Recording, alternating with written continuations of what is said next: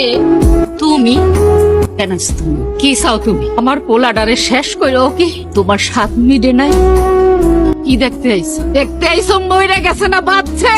মরে নাই। মরে নাই। আমার পুতে এখনো বাচ্চা আছে।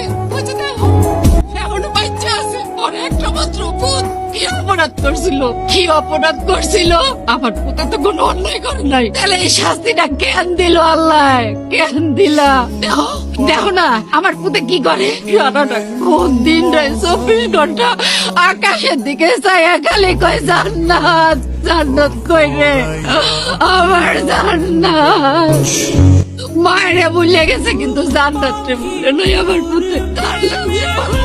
আমার পুতে কইছে এর আগে আমার একটু কলেজে দিয়ে আসো তো। আরে কি কইতেছো তুমি?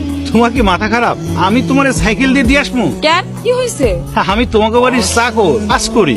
আমি যদি তোমারে আমার সাইকেলে করে দিয়ে আসি, গ্রামের লোকজন দেখলে তোমারে কি বলবে? কি আশ্চর্য সবুজ ভাই, তুমি এগুলা কি বলতেছো? তোমারই কি আমরা চাকর মনে করি? তুমি আমাকে ফ্যামিলি মেম্বারের মতো। আমার একটু কলেজে দিয়ে আসবা, তাতে কি এমন হবে বলো? মানে এমনি দেরি হয়ে যাইতেছে, তুমি যদি একটু দিয়ে আসো তাহলে আমি তাড়াতাড়ি যাইতে পারবো। তুমি যদি না নিয়ে যাও তাহলে কিন্তু আমি খুব কষ্ট পাবো। তোমার লগে রাগ করবো আর কথা কমবো।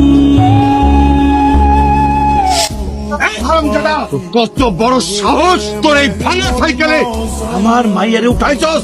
এই তুই কি ভুলে গেছস? তুই হইতাছস আমার হুকুমের গোলাম, আমার চাকর। চেয়ারম্যান সাহেব আমার ভুল হয়ে গেছে, বিশ্বাস করেন আমার কোনো দোষ নাই।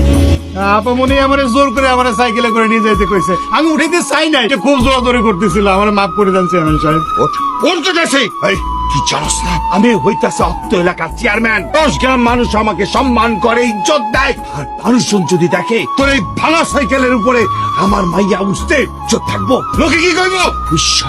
ভবিষ্যতে যদি এই ভাঙা সাইকেলে আমি আমার মায়ের উঠতে দেখি না, তোর এই সাইকেল ভাঙার হাতে ধরাই দিব আর তোরে এর উপরে মায়ের কথাটা যেন মনে থাকে। জান্নাত এরকম একটা পরী এইখানে আছে আমি তো জানতামই না।